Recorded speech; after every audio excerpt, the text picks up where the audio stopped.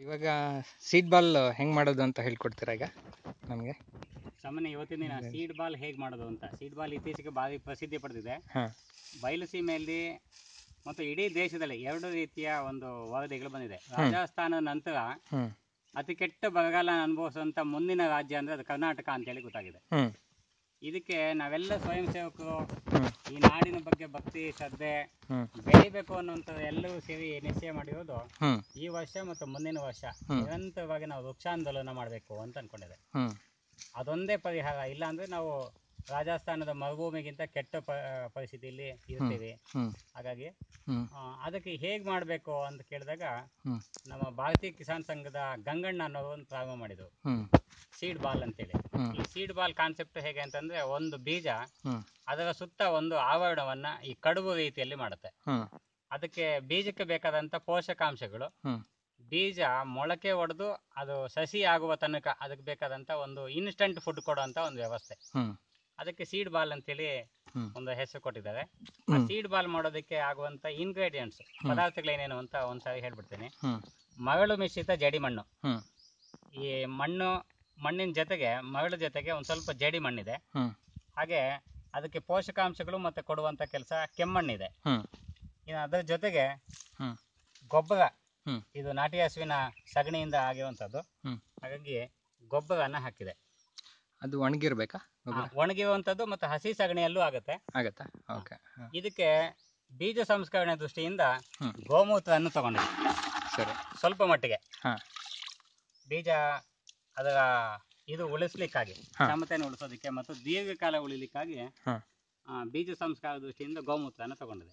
ಸರಿ ಸರಿ. ಇಷ್ಟರ ಜೊತೆಗೆ ನಾವು ಒಟ್ಟಿಗೆ ಸೇರಿಸಿ ಕಲಿಸ್ತೀವಿ ಹದವಾಗಿ. ನಾವು ಹೇಗೆ ಗೋಧಿ ಹಿಟ್ಟನ್ನ ಕಲಿಸ್ತೀವಿ ಚಪಾತಿಗೆ, ಆ ರೀತಿಯಲ್ಲಿ ನಾವು ಕಲಿಸ್ತೀವಿ. ಆ ಕಲಿಸಿ ಉಂಡೆ ಮಾಡಿದಂತ ಗೋಮೂತ್ರ ಸ್ವಲ್ಪ ನೀರು ಹಾಕುತ್ತೆ.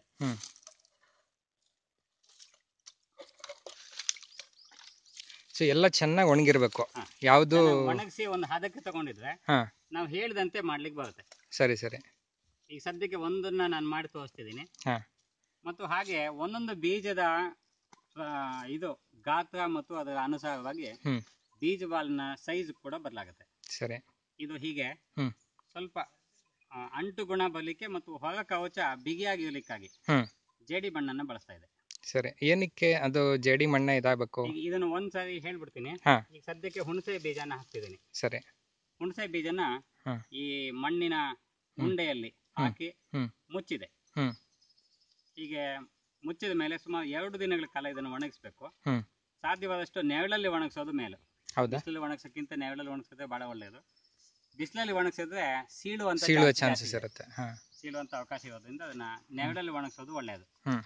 ಇದು ಹೀಗೆ ಮಾಡಿರುವಂತ ಮುಂದಿನ ಪ್ರಕ್ರಿಯೆ ಏನು ಅಂದ್ರೆ, ಚೆನ್ನಾಗಿ ಒಣಗಿದ ಮೇಲೆ ಇದರ ಮೇಲೆ ಯಾವಾಗಾದ್ರೂ ನೀರು ಬಿದ್ದಾಗ ಇದು ಒಡೆಯುತ್ತೆ. ಒಡೆದು ತೇವಾಂಶನ ಒಳಗೆ ಬಿಡುತ್ತೆ. ಆಗ ಬೀಜ ಮೊಳಕೆ ಹೊಡಿಲಿಕ್ಕೆ ಅವಕಾಶ ಆಗುತ್ತೆ, ಉಬ್ಬುತ್ತೆ ಮತ್ತು ಒಳಗಿಂದ ಮೊಳಕೆ ಆಚೆಗೆ ಬರುತ್ತೆ.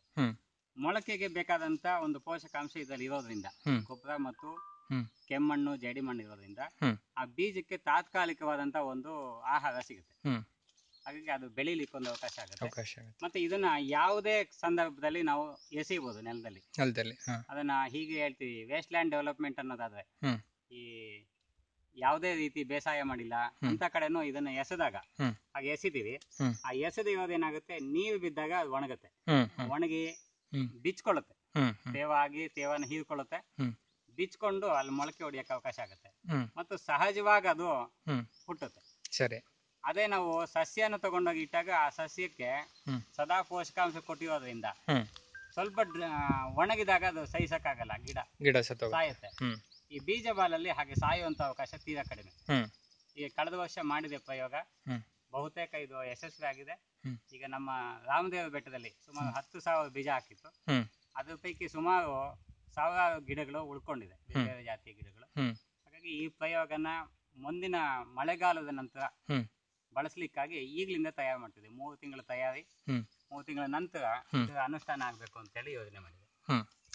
ಸೊ ಇವಾಗ ಇದು ಒಣಗಿಸ್ತಿರಲ್ಲ, ಅದು ಒಣಗಿಸಿದ್ಮೇಲೆ ಎಷ್ಟು ದಿವಸದೊಳಗೆ ಬಿಸಾಕ್ಬೇಕಂತ ಇದೆಯಾ? ಎಕ್ಸ್ಪೈರಿ ಡೇಟ್ ಅಂತ ಹೇಳ್ತೀವಲ್ಲ, ಮೊದಲ 2 ದಿನ ಚೆನ್ನಾಗಿ ನೆರಳಲ್ಲಿ ಒಣಗಿಸಿದ್ರೆ ಇದನ್ನ ಪ್ಯಾಕ್ ಮಾಡಿ ಇಡಬಹುದು, ಅಥವಾ ಯಾವಾಗ ಬೇಕಾದ್ರೂ ಬಳಸಬಹುದು. ಅದನ್ನ ಬಳಸಲಿಕ್ಕೆ ಯಾವುದೇ ಇತಿಮಿತಿಗಳು ಹಾಗೇನಿಲ್ಲ. ಹ್ಮ್ ನೀವು ಯಾವಾಗಲೇ ಎಸೆದಿರಲಿ ಅದರ ಮೇಲೆ ನೀರು ಬಿದ್ದಾಗ ಅದು ಉತ್ತೇಜನಕ್ಕೊಳಗಾಗುತ್ತೆ.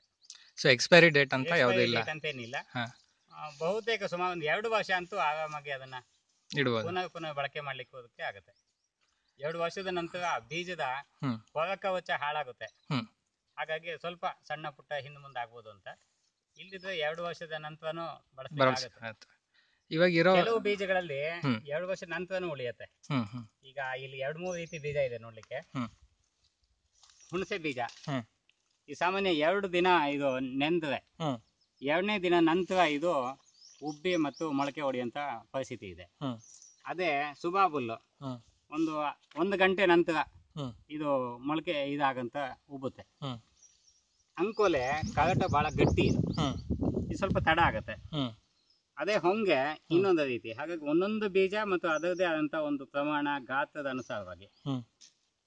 ಇದು ಹತ್ತಿ ಮರದ ಬೀಜ. ಈ ಸಾಮಾನ್ಯ ಬಿಸಿ ನೀರಲ್ಲಿ ಒಂದ್ಸಾರಿ ನಾವು ಇಟ್ಟು 1-2 ನಿಮಿಷ ಮತ್ತೆ ಅದನ್ನ ಬಳಸ್ತೀವಿ.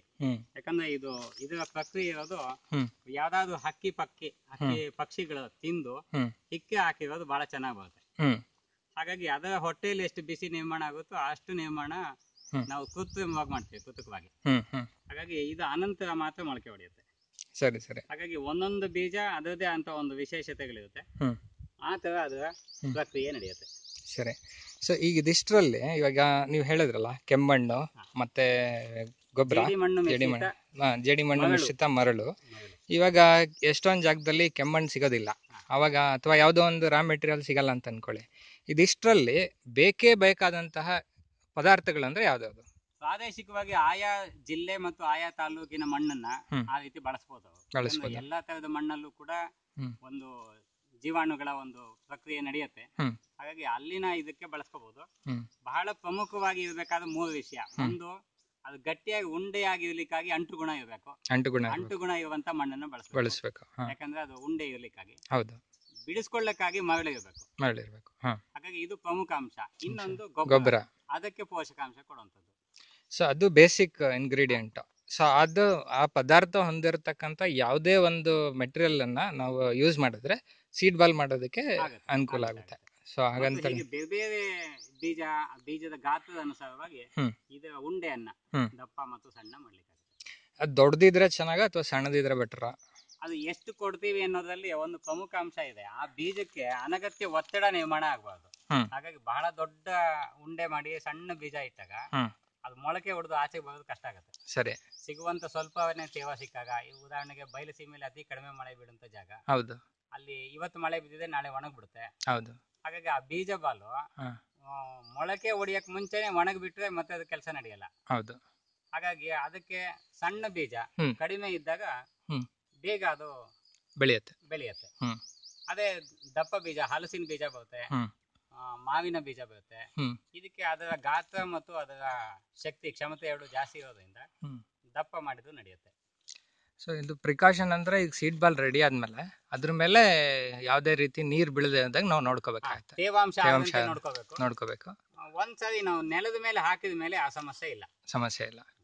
ಸಂರಕ್ಷಣೆ ಮಾಡಿಡ್ಬೇಕಾದಾಗ ತೇವಾಂಶ ಇಲ್ಲದಂತೆ ಮಾಡ್ಬೇಕು. ನಾವು ನೆಲದ ಮೇಲೆ ತಲುಪಿದ ಮೇಲೆ ಅದು ಸಹಜವಾಗಿದೆ. ಯಾವಾಗ ಅದಕ್ಕೆ ತೇವಾಂಶ ಸಿಗುತ್ತೆ ಆವಾಗ ಅದು ಉತ್ತೇಜನಕ್ಕೊಳಗಾಗುತ್ತೆ. ನಾವು ಅದನ್ನ ಬಿಸಾಕಿದಾಗ ಸೊ ಎಲ್ ಬೇಕಾದ್ರೂ ಬಿಸಾಕ್ಬೋದು, ಆತರ ಇದು ಅಂತಿಲ್ಲ, ಹೊಡೆದೋಗಂತದ್ದು ಏನು ಆಗೋದಿಲ್ಲ. ಸಾಮಾನ್ಯ ಒಂದ್ಸರಿ ಅದಕ್ಕಾಗಿ ಅಂಟುಗುಣ ಇರುವಂತ ಒಂದು ಹೊರಕವಚ ನಿರ್ಮಾಣ ಆಗ್ಲಿಕ್ಕಾಗಿ ನಾವು ಜೇಡಿ ಮಣ್ಣು ಅಥವಾ ಕೆಮ್ಮಣ್ಣನ್ನು ಬಳಸ್ತಿದೀವಿ. ಅದೇ ಆಗ್ಲಿಲ್ಲ ಸುದ್ದೆ ಮಣ್ಣಲ್ಲೂ ಅಂಟುಗುಣ ಬರುತ್ತೆ, ಅದನ್ನು ಬಳಸಬಹುದು. ಅದಕ್ಕೆ ಪ್ರಮುಖ ವಿಷಯ ಇರೋದು ಅದರ ಕವಚವನ್ನ ದೃಢೀಕರಣ ಗಟ್ಟಿ ಇಡ್ಲಿಕ್ಕಾಗಿ ನಾವು ಇದನ್ನು ಬಳಸ್ತಾ ಇದೀವಿ. ಸರಿ ಸರಿ. ಆಗ ನೀವು ಜೋರಾಗಿ ಎಸೆದು ಕೂಡ ಅದು ಹೊಡೆಯೋದಿಲ್ಲ, ಗುಣ ಚೆನ್ನಾಗಿದ್ರೆ. ಸೊ ಗಂಜಲಾದಲ್ಲಿ ಏನ್ ಮಾಡ್ತೀರಾ? ಅದು ಬೀಜೋಪಚಾರ ಅಂದ್ರೆ ಸಂಸ್ಕರಣೆ ದೃಷ್ಟಿಯಿಂದ ಕೇವಲ ಒಂದ್ಸಾರಿ ನೆನೆಸಿ ಇದು ಮಾಡ್ಬಿಡುತ್ತೆ. ಇದು ಜಾಸ್ತಿ ಹೊತ್ತು ನೆನ್ಸಲ್ಲ, ಸುಮ್ಮನೆ ಒಂದ್ಸಾರಿ ಇದು ಮಾಡಿಬಿಡುತ್ತೆ. ಮಾಡಿದ್ಮೇಲೆ ಇದರ ಇದಿರುತ್ತಲ್ಲ ಇಮ್ಯುನಿಟಿ ಕೆಪಾಸಿಟಿ ಜಾಸ್ತಿ ಆಗತ್ತೆ. ಆತರ ಅದರದ್ದು ಯಾವ್ದೇ ರೀತಿಯ ಕೀಟಗಳಿದ್ರು ಅದೆಲ್ಲ ಹೋಗುತ್ತೆ. ಹಾಗಾಗಿ ಇದನ್ನ ಬಹಳ ಹೊತ್ತು ಮಾಡೋದಿಲ್ಲ, ಸುಮ್ನೆ ನೆನ್ಸ್ಬಿಟ್ಟು ಸುಮ್ನೆ ಇದು ಮಾಡುತ್ತೆ. ಅದ್ರಲ್ಲಿ 2-3 ರೀತಿ ಮಾಡುವಂತ ಪದ್ಧತಿ ಇದೆ. ನಾವು ಬಟ್ಟೆಯಲ್ಲಿ ಮೂಟೆ ಕಟ್ಟಿ ಅದನ್ನು ಮುಳುಗಿಸಿ ಆಚೆ ತೆಗಿತೀವಿ. ತೆಗೆದು ಓಪನ್ ಮಾಡ್ತೀವಿ, ಅದನ್ನ ಮುಂದೆ ಬಳಸಕ್ಕಾಗುತ್ತೆ. Thank you Madhusudan ji, detail ಆಗಿ ಹೇಳಿದ್ದಕ್ಕೆ.